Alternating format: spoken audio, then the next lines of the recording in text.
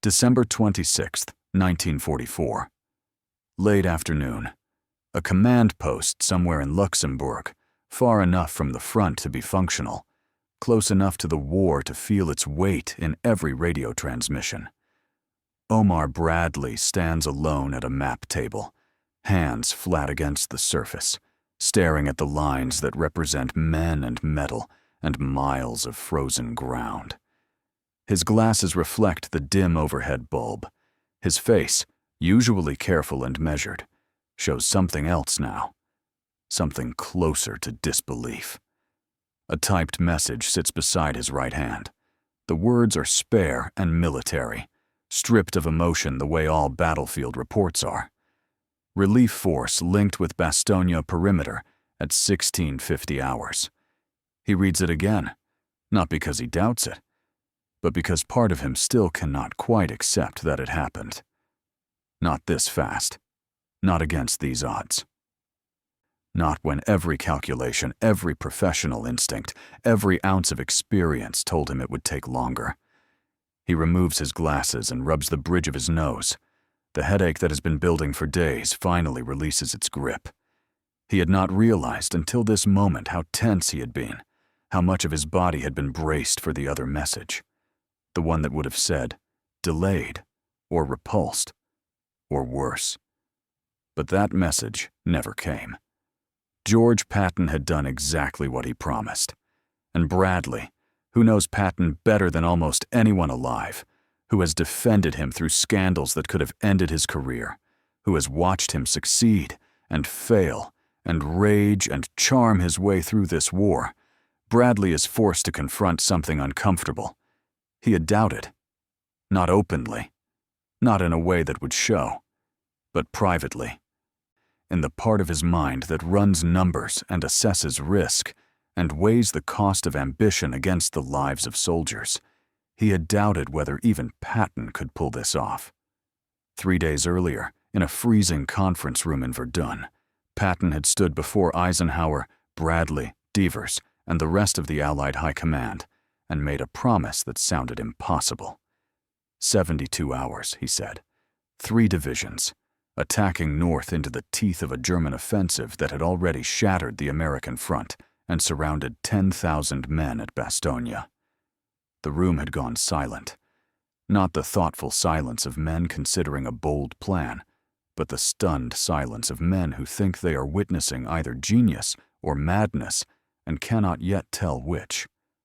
Bradley remembers the looks exchanged around that table, the raised eyebrows, the tight smiles, the British officers glancing at each other as if to say, "Here we go again, another American showman." Even Eisenhower, usually so careful to maintain his poker face, had pressed Patton for confirmation. "When can you start?" And Patton, standing there with that fierce confidence that could read as either courage or delusion, had repeated himself without hesitation. 72 hours. Bradley had known in that moment that he needed to say something. A warning. A caveat. Something to protect Patton from himself and protect the operation from Patton's promises. So afterward, when the conference broke and the others filed out into the bitter cold, Bradley had pulled him aside. The conversation was brief, direct. "George, you had better deliver. The entire Allied command just heard you promise the impossible." Patton's response had been characteristically blunt. "I will be in Bastogne by Christmas." Now, standing at this map table with the relief confirmation in front of him, Bradley has to reckon with the fact that Patton was right. Not just optimistic, not just lucky. Right. The Third Army had pivoted 250,000 men in winter conditions that turned roads into ice rivers and vehicles into frozen coffins. They had disengaged from active combat operations, reoriented 90 degrees, and driven north through terrain that seemed designed by nature to stop armies. They had fought through German defenses that were dug in and determined. And they had reached Bastogne not in the week or 10 days that more cautious estimates suggested, but in the time frame Patton had named in front of everyone. Bradley picks up the message again. As if the words might have changed. They have not. Bastogne is no longer sealed. The 101st Airborne is no longer alone. Supplies are moving. Wounded are being evacuated. The siege that threatened to become a disaster, a symbol of Allied weakness, a catastrophe that could extend the war by months, has been broken. And it was broken by the one general in the theater who promised speed when everyone else was counseling caution. The door opens. An aide enters with another stack of situation reports. Bradley waves him in, takes the papers, scans them with the methodical attention he applies to everything. More details. 4th Armored Division elements have established a corridor. McAuliffe reports morale high despite casualties. German counterattacks intensifying but being repulsed. The picture is messy, as all battlefield pictures are. But the essential fact holds. Patton delivered. Bradley thinks about what this means, not just tactically, though the tactical implications are enormous. Bastogne held means the German offensive loses its timetable. It means resources diverted, momentum lost, the entire thrust of Hitler's gamble blunted at the point where it could least afford delay. But there is something else, something professional and personal that Bradley cannot quite articulate yet. He has just witnessed one of the most remarkable military operations of the war, and it was commanded by a man whose career he has spent years defending, managing, and occasionally trying to save from self-destruction. The relationship between them is complicated in ways that official histories will never quite capture. They graduated from West Point in the same era, though not the same year. They served together before the war, learned the trade of arms in the slow peacetime years when promotion came grudgingly and theory mattered more than practice. When the war finally came and thrust them both into roles they had trained for, but never truly expected to hold, they found themselves on parallel tracks that kept intersecting. Bradley had been Patton's deputy in North Africa. Then, Bradley had commanded the Études Corps after Patton moved up. Then, Bradley commanded 1st Army in Normandy, while Patton commanded 3rd Army. And finally, Bradley commanded 12th Army Group, which meant Patton reported to him. On paper, the hierarchy is clear. Bradley outranks him. Bradley gives orders. Patton executes. But anyone who has watched them knows it is more complicated than that. Patton is older, more flamboyant, more famous. He commands attention in ways Bradley never has and never wanted to. When Patton walks into a room, people notice. When Bradley walks in, people get to work. The contrast has defined them both. Patton is fire and fury and theatrical aggression. Bradley is calculation and calm and relentless professionalism. They are opposites in almost every way that matters, and yet somehow they have fought this war together, each needing what the other provides. Bradley has defended Patton through incidents that would have ended another officer's career. The slapping incidents in Sicily, when Patton struck 2 soldiers suffering from combat fatigue, could have been disastrous. Eisenhower had been ready to relieve him. Bradley had argued for restraint, not because he approved of what Patton did, but because he believed the Army needed Patton's particular kind of aggressive leadership. Later, when Patton made inflammatory public statements, when he spoke too freely to the press, when his mouth got ahead of his judgment, Bradley had been there to smooth things over, to remind people that Patton wins battles in ways that careful commanders cannot. But defending someone is not the same as believing they are infallible. Bradley knows Patton's flaws. He has seen the ego, the need for glory, the tendency to treat war as a personal stage. He has watched Patton make decisions based on competition rather than strategy, seen him push his men harder than necessary because he is racing Montgomery to some objective that matters more for prestige than for military necessity. Bradley understands that Patton's strengths and weaknesses come from the same source. The aggression that makes him dangerous to the enemy also makes him dangerous to manage. The confidence that inspires his troops also leads him to promise things that seem beyond reach. So 3 days ago, when Patton made his 72-hour promise, Bradley's instinct had been skepticism. Not public skepticism, because that would undermine the plan and demoralize the command. But private doubt.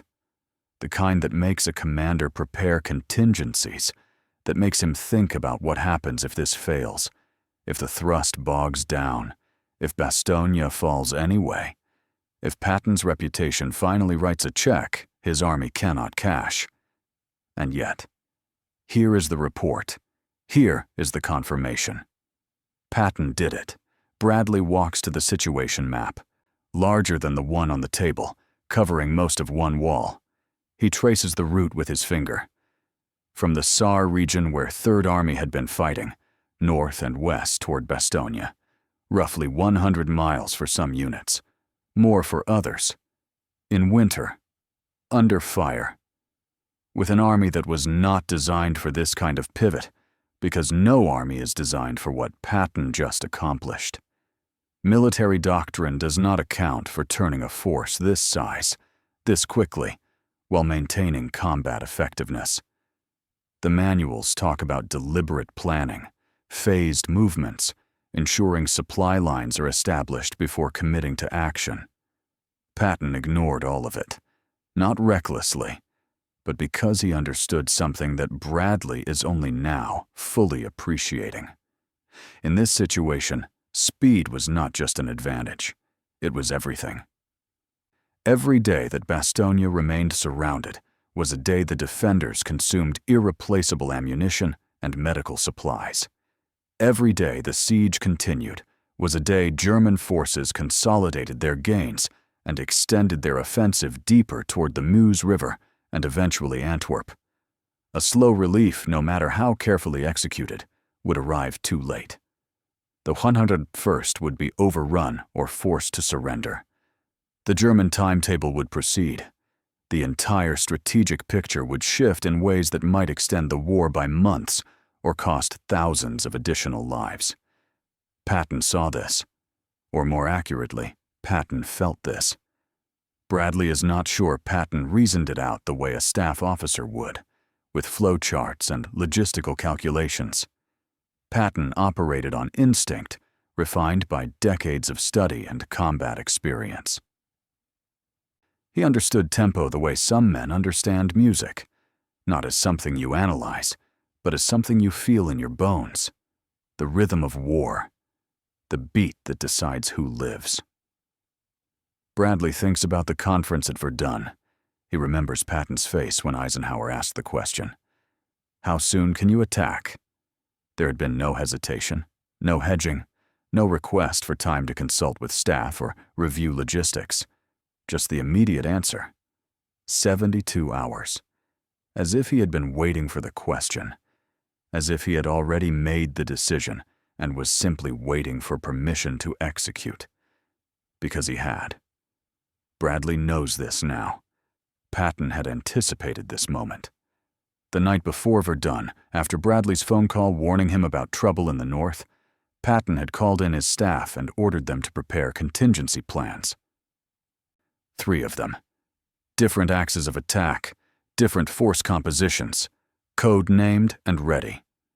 When Eisenhower gave the order to attack toward Bastogne, Patton had simply activated the plan his staff had already drafted. The 72-hour promise was not bravado. It was preparation masquerading as improvisation. This, Bradley realizes, is the part that impresses him most. Not the speed, though the speed is remarkable.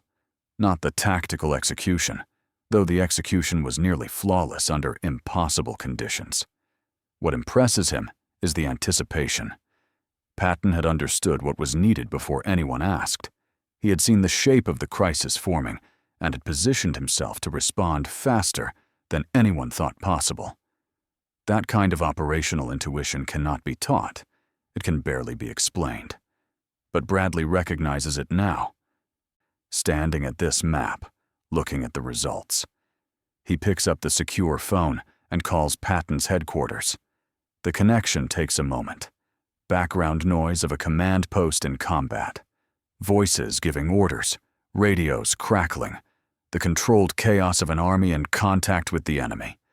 Then Patton's voice, clear and strong, despite the circumstances. Bradley keeps the conversation brief, professional.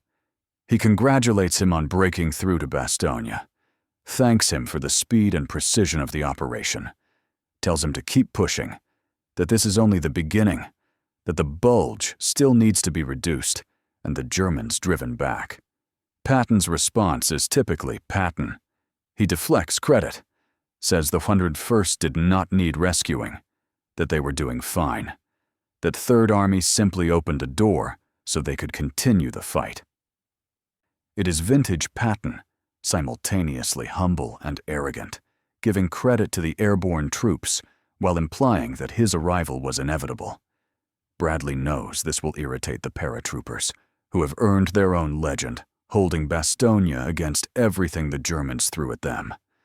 McAuliffe's one-word response to the surrender demand, nuts, is already spreading through the ranks, becoming the kind of story soldiers will tell for decades. The last thing they want to hear is that they needed Patton to save them. But Bradley also knows the cold truth that no amount of pride can change. Without relief, the 101st would have run out of ammunition. Their wounded would have died for lack of medical supplies. The perimeter would have collapsed under the weight of German armor and artillery. Courage can buy time. It cannot manufacture bullets. The airborne held because they are magnificent soldiers, but they survived because Patton got there in time. After he hangs up, Bradley returns to the map. He stands there for a long time, hands clasped behind his back, studying the lines and symbols that represent thousands of lives and the direction of the war. His mind is working through implications, not just for Bastogne, but for everything that comes after. The German offensive is not over. Fighting will continue for weeks, brutal and close, as Allied forces grind down the bulge from both sides. But the strategic initiative has shifted. The momentum belongs to the Allies now. And that shift began the moment Patton's tanks crashed through to Bastogne's perimeter. Bradley thinks about the risk Patton accepted. Committing 3 divisions north weakened 3rd Army's posture everywhere else. It stretched supply lines. It created vulnerabilities that the Germans could have exploited with counterattacks into exposed flanks.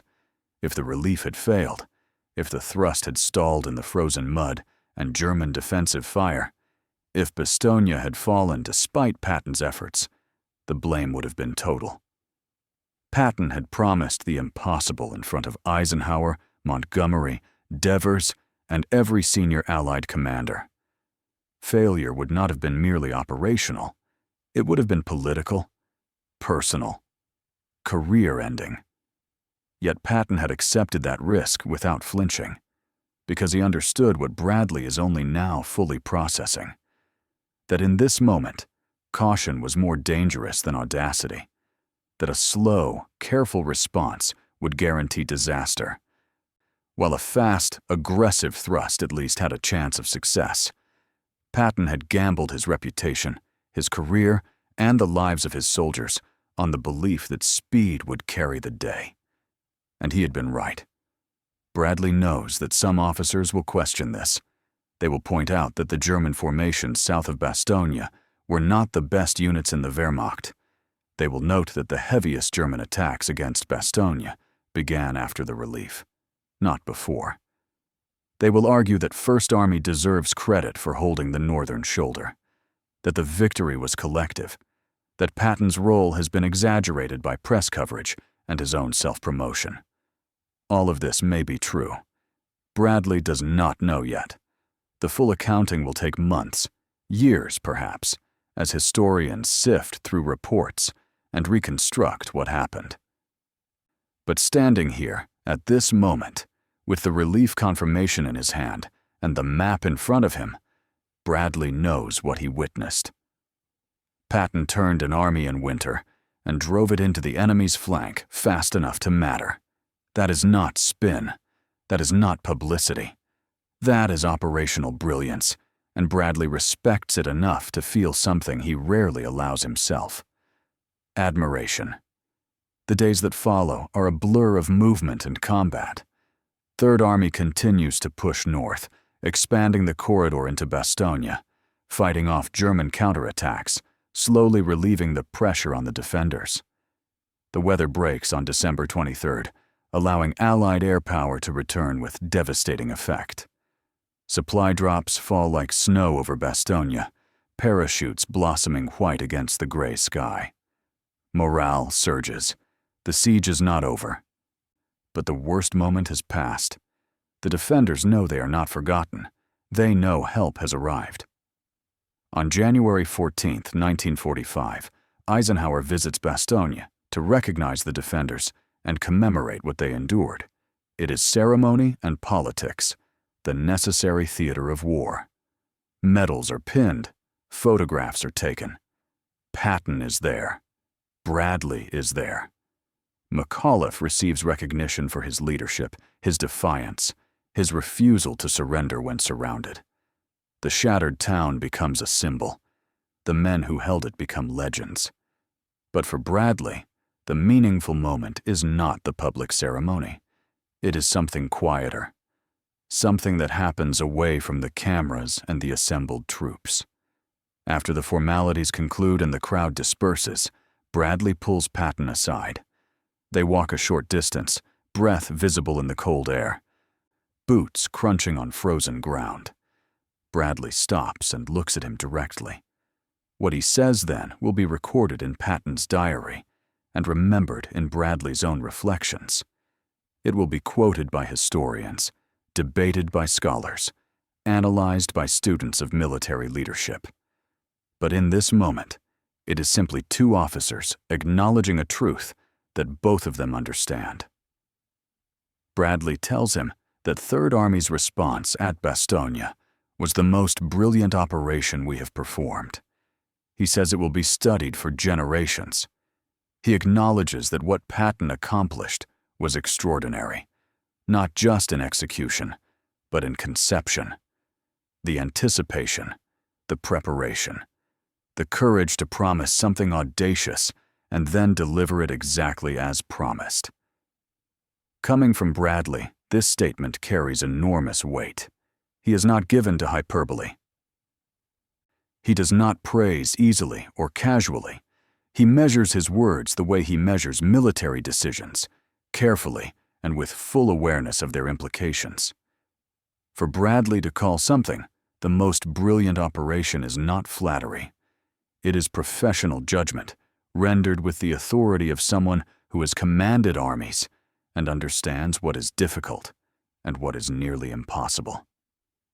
Patton's response is muted, not false modesty, but genuine discomfort with being singled out when so many others fought and bled to make it happen. He knows what his men endured: the cold, the casualties, the brutal fighting through frozen forests against an enemy that was determined and dangerous.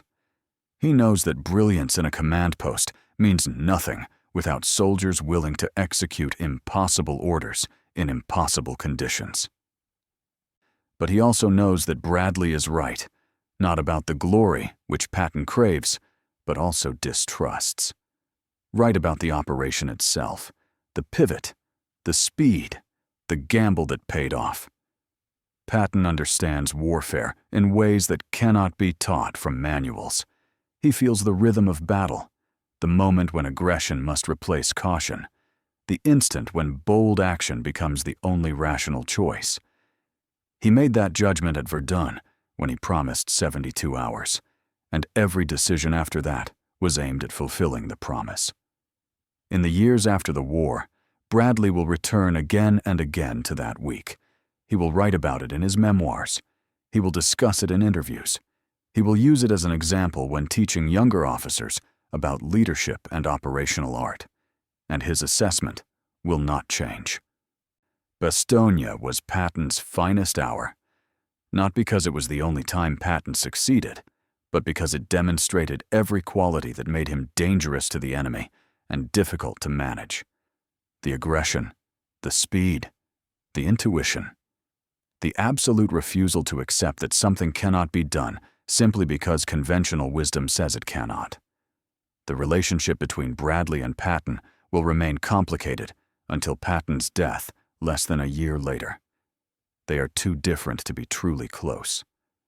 Bradley's methodical nature will always clash with Patton's impulsiveness.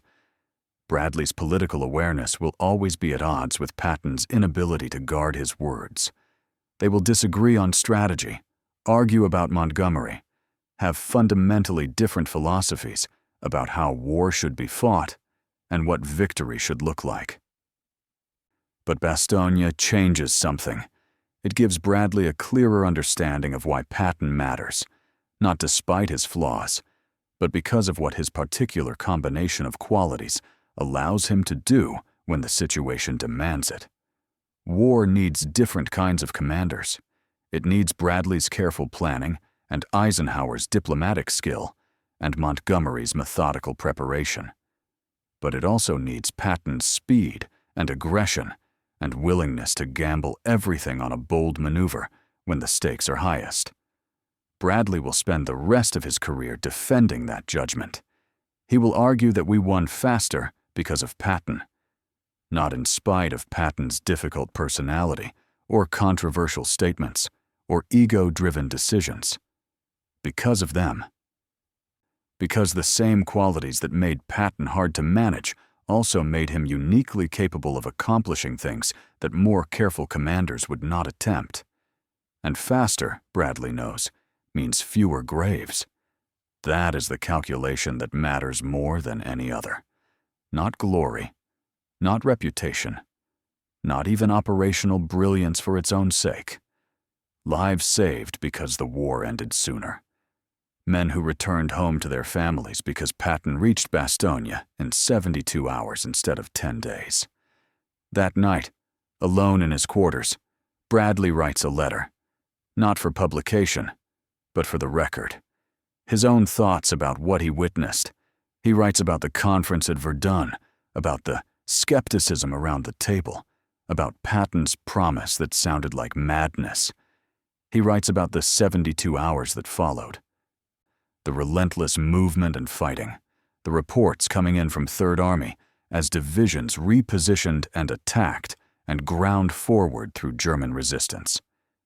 He writes about the moment the relief was confirmed, standing at that map table with a simple typed message that changed everything.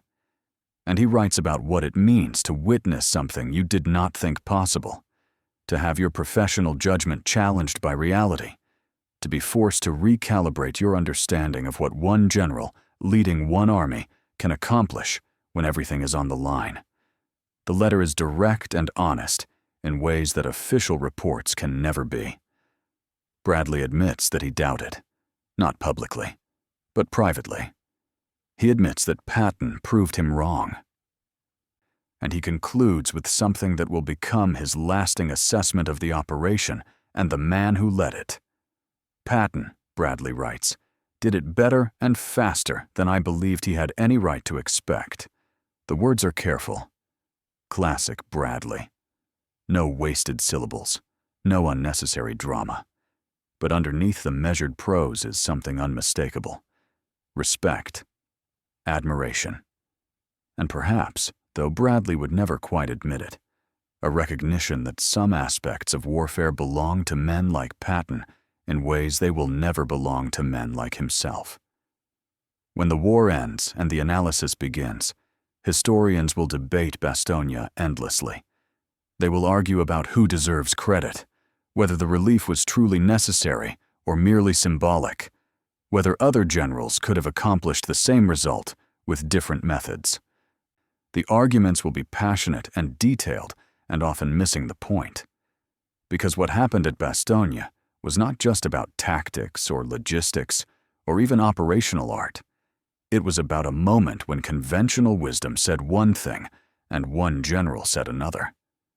when caution and speed were presented as choices, and only one of them offered any chance of preventing disaster. When a promise that sounded impossible was kept through a combination of planning, aggression, leadership, and the willingness of thousands of soldiers to march and fight in conditions that tested the limits of human endurance. Bradley understands this now, standing in that command post with the relief confirmation in his hand. He understands what he witnessed and what it cost and what it means. And when he pulls Patton aside after that ceremony in Bastogne and tells him that historians will study this operation for generations, he is not guessing. He is stating a fact. Because what Patton accomplished in those 72 hours was more than just a tactical victory or a strategic success.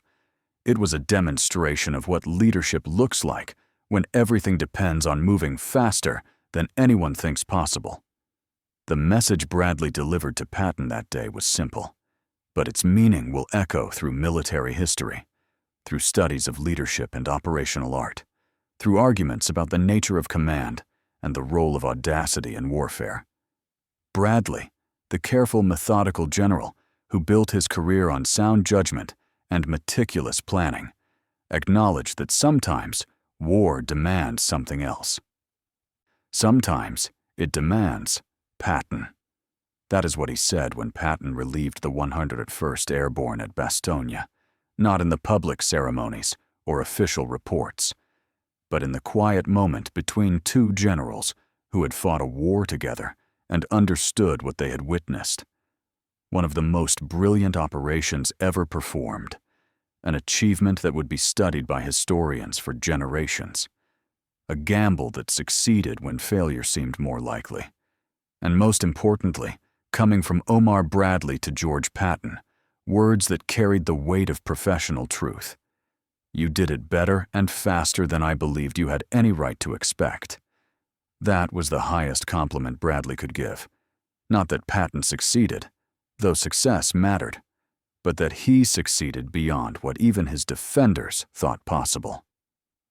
That he proved the skeptics wrong and the optimists right. That he kept a promise made in front of the entire Allied command when keeping it required, turning an army in winter and driving it through enemy fire to rescue soldiers who were surrounded and running out of time. December 26, 1944. The siege of Bastogne is broken. The German offensive loses its momentum. The war will grind on for months, but this moment marks a turning point, not just in the Battle of the Bulge, but in how history will remember the generals who fought it. And in a command post in Luxembourg, Omar Bradley stands at a map table, holding a message that confirms what he doubted and Patton promised. Relief force linked with Bastogne perimeter. He reads it one more time, then sets it aside and returns to the work of finishing a war. But he does not forget what happened in those 72 hours. He does not forget the promise, or the execution, or the moment when he realized that some things are only impossible until someone does them. And when the time comes to render judgment, when the question is asked about Patton's finest achievement, Bradley will not hesitate. Bastogne, the pivot, the relief, the 72 hours when an army turned in winter and proved that speed, aggression, and operational brilliance can decide the outcome of battles and save the lives of surrounded soldiers who were counting on someone to reach them in time. That is what Bradley said, not just with his words after the ceremony, but with his actions afterward, by defending Patton's legacy, by arguing that the operation was extraordinary, by ensuring that when historians studied the Battle of the Bulge, they understood what Third Army accomplished and why it mattered. The most brilliant operation. One that will be studied for generations, done better and faster than anyone had the right to expect. That was Bradley's judgment, and coming from him, it meant everything.